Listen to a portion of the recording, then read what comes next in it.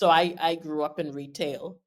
I don't know if you remember my Cyberjack, which was at the Mall of Marathon, Electrojack. Right. That was my dad's business, Okay. and so we had a store in Palmdale across from Commonwealth Bank, and man, I mean, Christmas time they used to do us right in every year.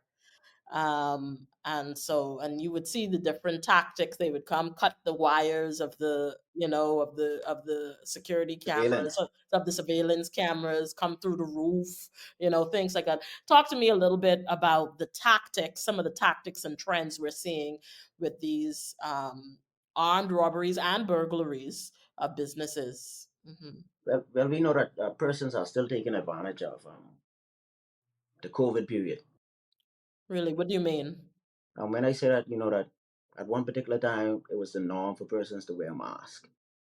So we still have individuals wearing masks and hooded jackets entering establishments under the disguise. So we still have persons that are allowed in these business establishments with these articles of clothing on. Um, we know that they don't mean any good for the most part, but yet our policies don't dictate that, hey, if you're entering, remove your mask, look in the camera, or fully move your mask and headwear while entering this particular establishment. So we notice that that is a key driving force that is behind armed robberies. For the most part, we know that persons who commit armed robberies wear masks and they wear gloves just to try and make it a bit harder for us to capture them.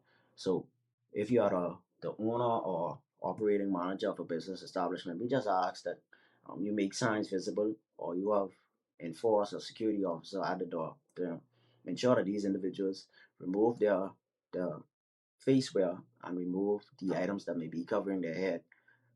Example, a hooded jacket or baseball cap or a towel. Like I said, we know that these items try to disguise these person's face from being recognized later on if they were to commit an actual armed robbery.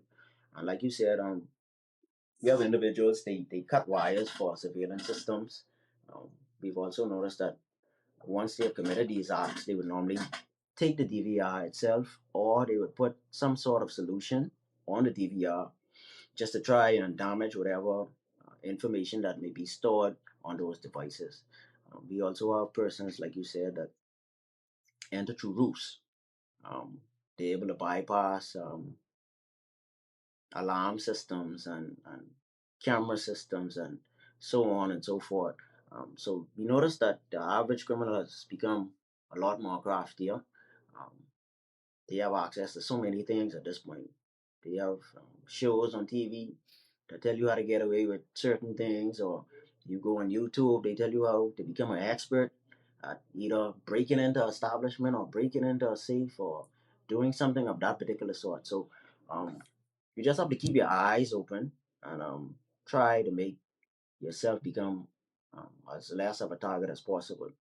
Hmm.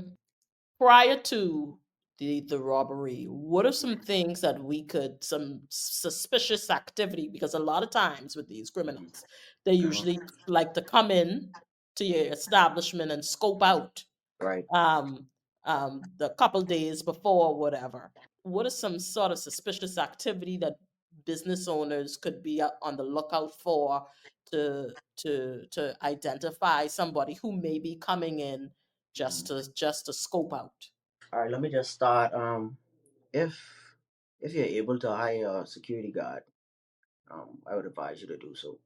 And if you hire a security guard, let's ensure that his main purpose is to secure your business and for the welfare of your customers, staff, and other patrons.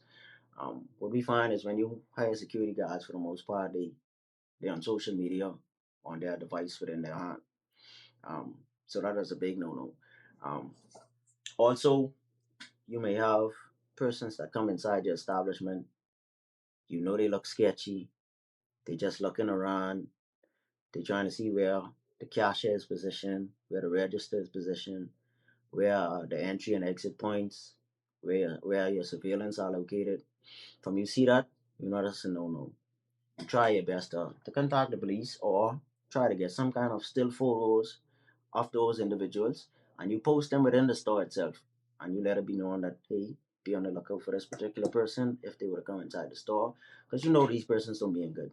It's not like they're purchasing items; they're just scoping out. Be on the lookout for particular vehicles. If you notice that today, which is Thursday, um, I saw a silver Honda Accord license plate number 123 um, circle my establishment. Heavy tents. Nobody never came out. They stayed within the parking lot for about 5 minutes. And let's just say tomorrow the same particular vehicle comes back. No one ever comes out. Um, you once again take note of it, but yet you do nothing with that information. We ask that you contact 919 or you contact uh, police control room and you give them that information as it relates to that particular vehicle.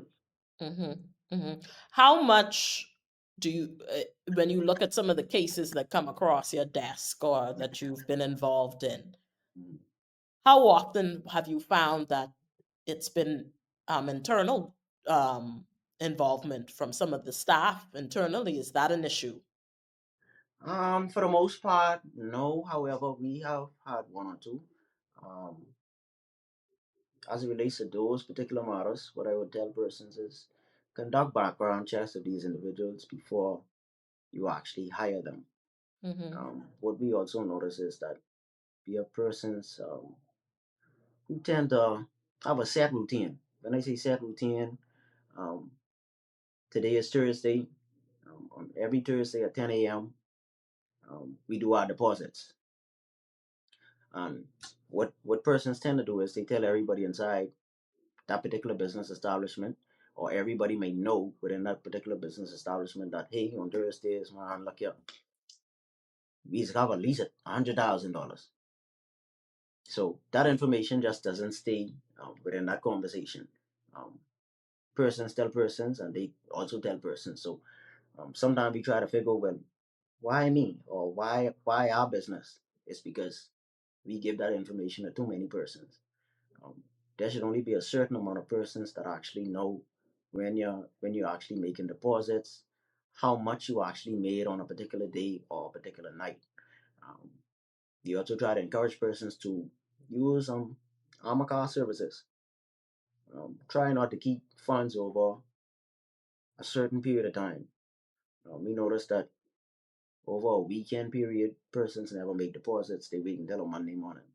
And for the most part, while either on their way to a banking institution or while in the parking lot of the banking institution, they're normally held up and robbed.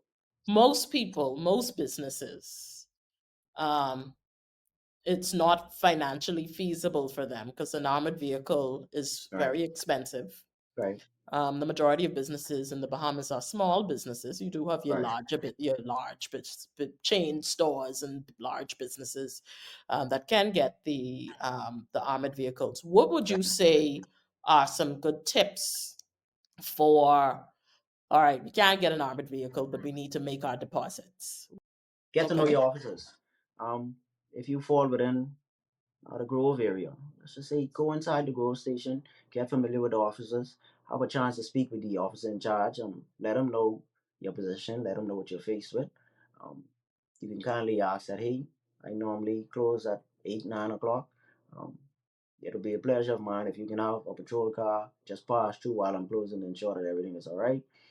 That's perfect. We do assist with those type of things. Ensure that you travel not by yourself. Um, have other persons go along with you, or ensure that there's a vehicle tailing you to ensure that nothing may happen that can cause some type of harm to yourself or some loss of property. hmm Let's say in the unfortunate event that an armed robbery is happening, what are some sort of safety tips that you have there for someone comes in and holds up the place? All right. What Well, I'll would advise those persons just to remain calm. Firstly, if demands are made for funds, just give them whatever they want. Those items could be replaced. Human life could never be replaced. That's a total loss and it's a travesty. So if persons demand a specific item or they demand funds, just give it to them. Um, take note of facial recognition. Take note of how their appearance is, physical appearance, their height, weight, eye color, specific markings, tattoos, so on and so forth. Um, Also, take note of the weapon of choice, whether it be a firearm, a knife. So, in the event that these persons may be caught, you may be able to identify the person himself, or you may be able to identify the weapon of choice. We also ask that you take note of vehicles that may be used. You may be able to get a license plate of a particular vehicle, or you may be able to say that the vehicle had a particular marking, whether that be a decal or a mash, or it might have a different color bumper from the vehicle itself. So we just ask that you pay special attention to those items. And like I said, if persons come to your establishment to rob, or whether it be at establishment or a street robbery, we just ask that you give them whatever it is that they're asking for, and just pay special attention to specifics that may lead in their capture, and that may lead to their charge before the court and possible convictions.